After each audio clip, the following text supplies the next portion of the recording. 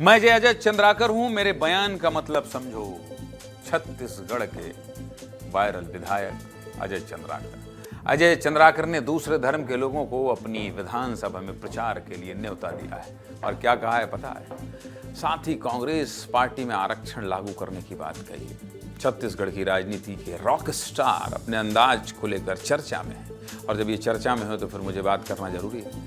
प्रदेश में जब भी बयानों और राजनीतिक तंज का जिक्र होता है तो दिमाग में एक नाम सबसे पहले आता है। वो क्या है? मिस्टर अजय चंद्राकर। मिस्टर अजय चंद्राकर की कहानी आज फिर आपको बता देता हूं। राजनीति के बड़े बड़े दिग्गज जो माहौल बहुत मेहनत के बाद भी नहीं बना पाते हैं, वो माहौल अजय चंद्राकर सिर्फ अपने बयानों से बना देते हैं भाई साहब, और हमेशा अपने बयानों को लेकर सुर्खियों में रहते हैं। इस बीच अजय चंद्राकर एक बार फिर सक्रिय हो गए, और इस बार तो उन्होंने दो बयान दे दिया है, जिस पर माहौल टाइट हो गया है। दोनों बयानों के बारे में आपको विस्तार से बताऊंगा, लेकिन पहले बात करते हैं धर्म से जुड़े बयान की। कांकेर के कई गांवों में धर्मांतरण के खिलाफ अनोखी लड़ाई शुरू हो गई।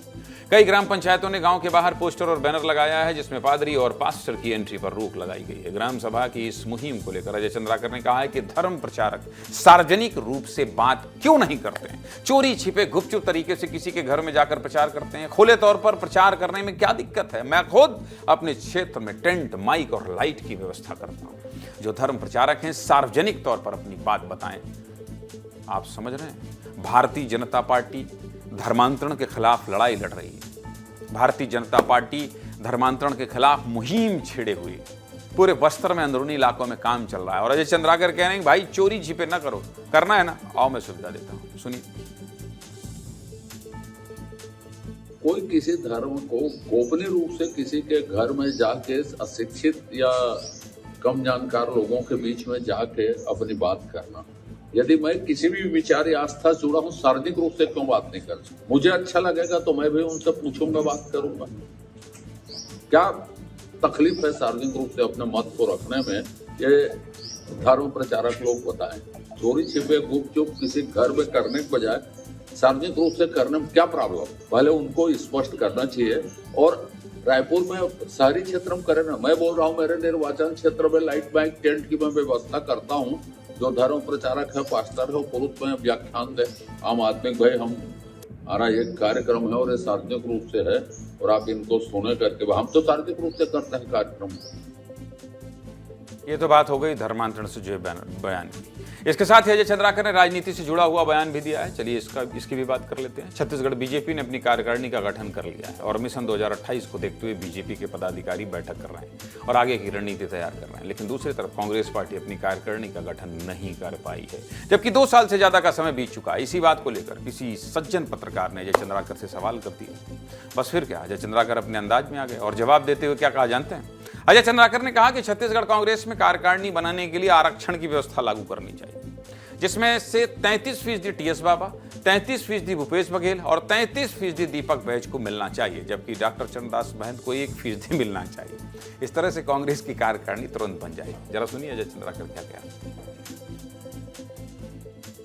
कांग्रेस, छत्तीसगढ़ कांग्रेस में कार्यकारिणी बनाने के लिए आरक्षण की व्यवस्था कर देनी चाहिए घोषित तौर पर। 33% टीएस बाबा, 33% भूपेश बघेल, 33% टीएस बैज, दीपक बैज, और 1% में चरणदास महंत जी करके 100% हो जाएगा। तो बजट सत्र ये तुरंत मैंने कार्यकारिणी फार्मूले में कांग्रेस की गठित हो जाएगी। जब अजय चंद्राकर कोई बयान देते हैं तो वो पूरे प्रदेश में वायरल होता है, और इस पर प्रतिक्रिया भी आती है। इस बार दीपक बैज ने अजय चंद्राकर के बयान पर पलटवार किया है। पीछे से चीफ को भी सुन लेते हैं। सुनिए। अजय चंद्राकर जी के बयान से सीधा सीधा ये साफ दिखता है कि भारतीय जनता पार्टी और भारतीय जनता पार्टी के नेता आरक्षण विरोधी हैं। कांग्रेस की सरकार ने पिछले समय कि एसटी, एससी, ओबीसी को विधानसभा में आरक्षण बिल पास किया, और राजभवन में अजय चंद्राकर जी को उनको पास कराना चाहिए। जिस तरह से अजय चंद्राकर जी का बयान है, मैं समझता हूं कि हम लोग को आरक्षण की जरूरत है ही है, लेकिन इस समय भारतीय जनता पार्टी में अजय चंद्राकर की क्या भूमिका है वो पहले वो तय कर ले। भाई साहब, विधानसभा का बजट सत्र आने वाला है। उसके पहले अजय चंद्राकर जिस तरह से एक्टिव हुए हैं, मतलब समझ लीजिए पूरी पिक्चर भी बाकी है। और अजय चंद्राकर राजनीति का तापमान बढ़ाने वाले हैं। और इसीलिए मैं कह रहा हूं मृगेन जी, अजय चंद्राकर हूं मैं कुछ कह रहा हूं तो समझे। वैसे आपको बहुत बहुत बधाई आदरणीय कप्तान साहब, हमारे विस्तार न्यूज़ के क्रिकेट के कप्तान। टी शर्ट मांगने देने से शुरुआत हुई थी हमारी बात, इन्होंने टी शर्ट भी सिलवा दिया। और आज आपके नेतृत्व में विस्तार न्यूज़ ने बहुत अच्छा मैच जीता है। सेमीफाइनल में मिस्टर रवि मिरी और सौरभ तिवारी ने एक तरफा खेल दिखाया है, लेकिन आपकी कप्तानी याद रखी जाएगी। आपकी कप्तानी, आपके नेतृत्व में हम लोग जिस तरह से मैच के बाद मैच जीत रहे हैं, तो मानना पड़ेगा रणनीति आपकी जिस तरह से। अजय चंद्राकर टाइप तो नहीं है? नहीं, अजय चंद्राकर टाइप नहीं है। सबसे पहले आपको भी धन्यवाद, क्योंकि आज जो विस्तार न्यूज़ ने मैच जीता है, बहुत जानदार मैच रहा, बहुत कड़ा मुकाबला रहा और एक अच्छी जीत हुई, टीम भावना की जीत हुई। उसमें अकेले कप्तान का बहुत रोल नहीं रहता। अजय चंद्राकर की बात पे आता हूँ। अजय चंद्राकर के बात के मायने क्या है? उन्होंने 33% आरक्षण जो है 3 नेताओं को दिया, उसमें टीएस सिंहदेव, भूपेश बघेल और दीपक बैज हैं, लेकिन 1% जो दिया है वो डॉक्टर चरणदास महंत को है।